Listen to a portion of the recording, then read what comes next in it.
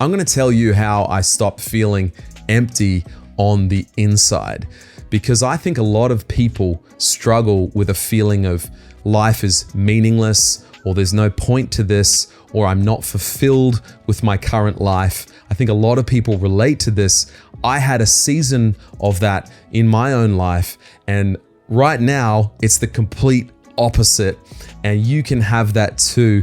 I want to encourage you with my story and share a little bit about how I overcame that emptiness on the inside, and how for the last 17 years or so, I've been very excited about life, and I don't know, it's different, you know? And so I love to share with you my story. I'm actually an Australian. My name is Richard, by the way. I live here in Hong Kong. I love Hong Kong, but I grew up mostly in Australia, and I went to university there. And when I graduated from university, I got a job straight out of uni. It was a good job.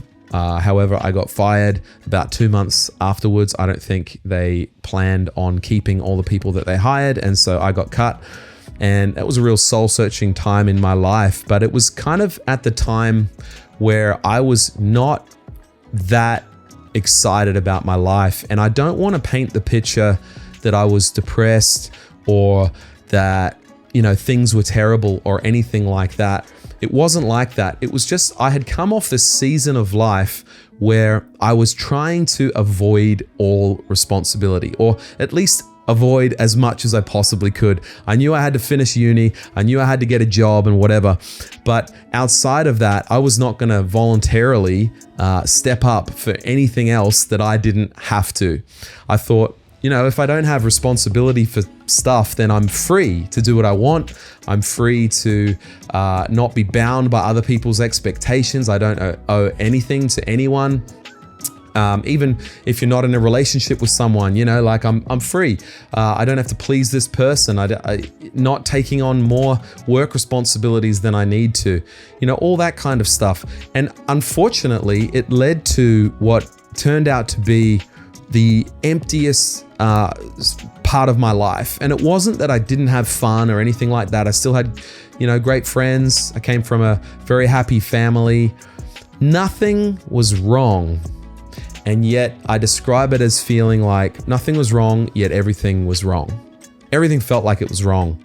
Felt like, what am I doing? Where is my life going? Where am I headed?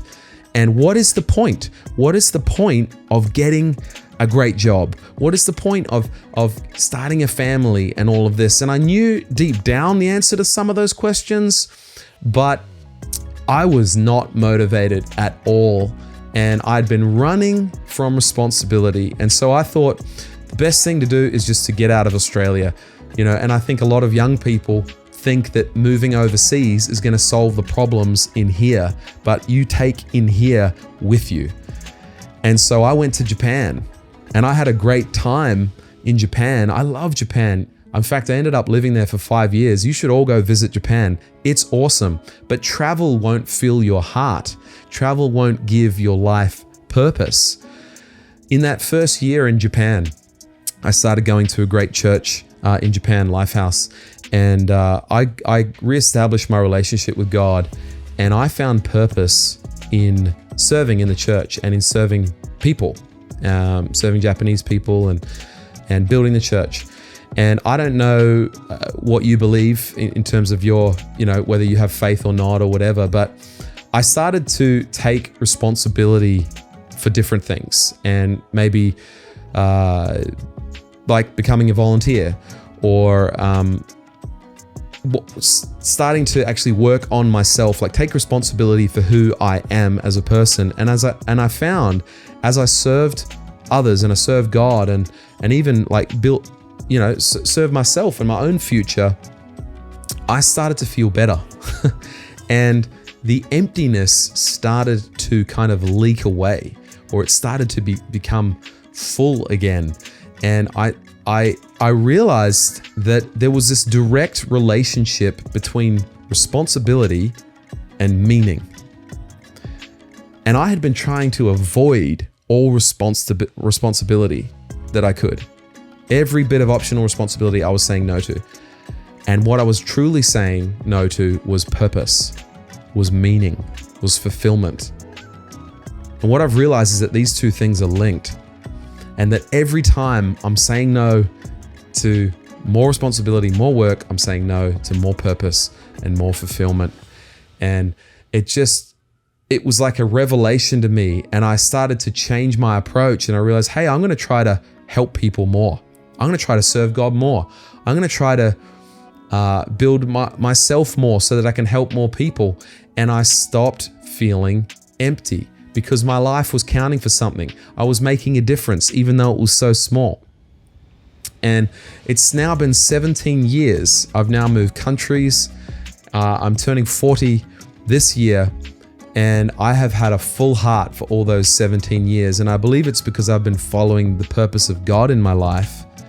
But part of that comes in taking responsibility.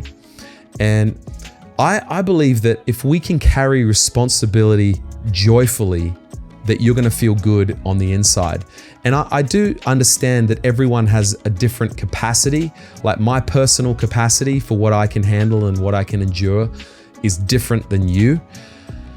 Maybe yours is higher or maybe yours is lower. I think everyone's life should look different, and we should find out how much responsibility can I handle joyfully.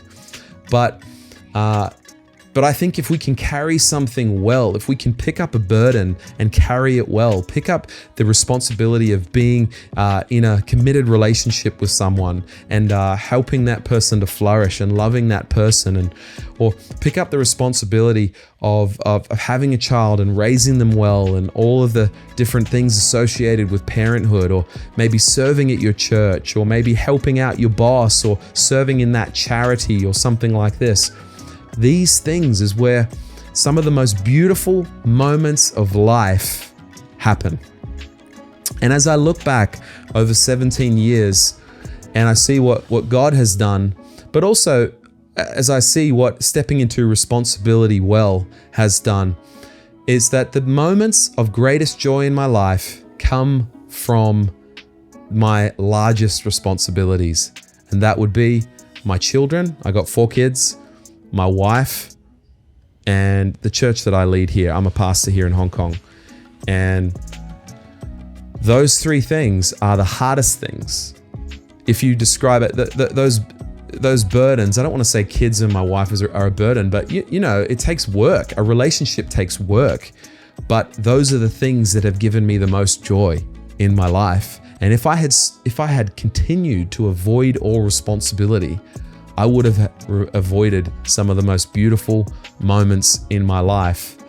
And I think we need to reframe how we view responsibility. We are designed to work. We're designed to carry something, and we find purpose in it. And you can find that even if your life is crappy right now, even if you are in a really hard place. And I love what Jordan Peterson says. He encourages people to be the strongest person at your father's funeral.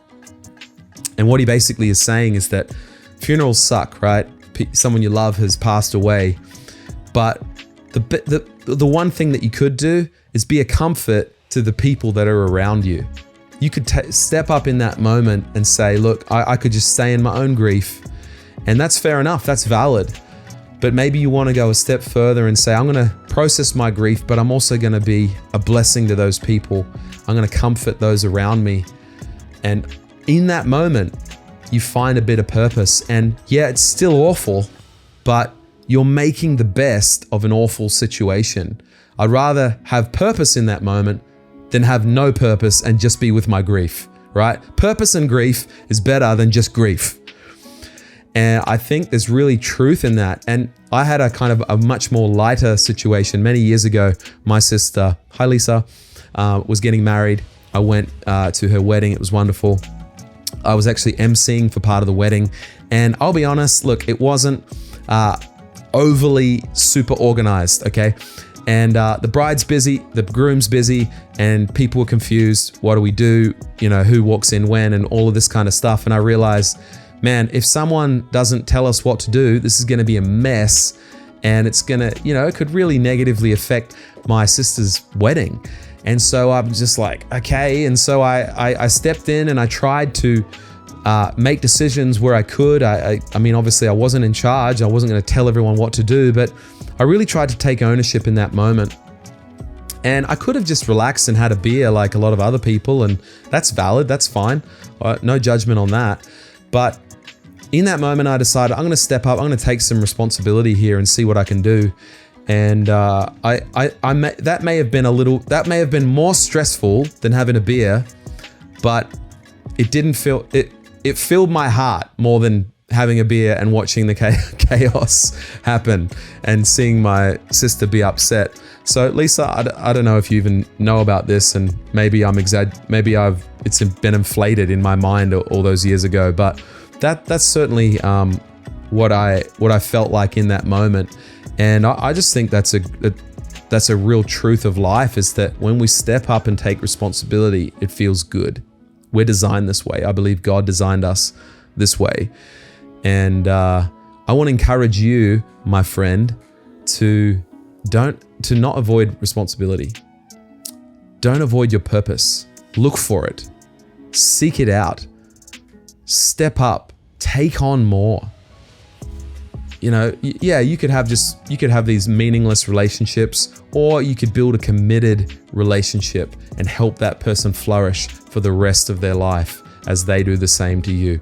Which one would be better? You know, you could become a parent, and even though, yeah, it's going to cost you money, it's going to cost you time, but those beautiful kids are going to bring so much joy into your life as you help them grow.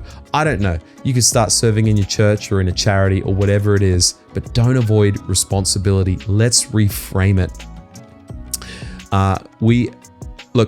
Purpose is the antidote to emptiness. So if you're feeling empty on the inside, you just got to find some purpose, and it's all around you. Serve some people, serve God, go out there and help someone, take some responsibility, and you're going to find it too. So that's my story. I hope that encouraged you. It's real. I'm being honest with you today. And if you can relate to any of this, I want to hear your story in the comments. So drop a comment, say hello, and let me know what your experience has been, and I'll see you in the next video.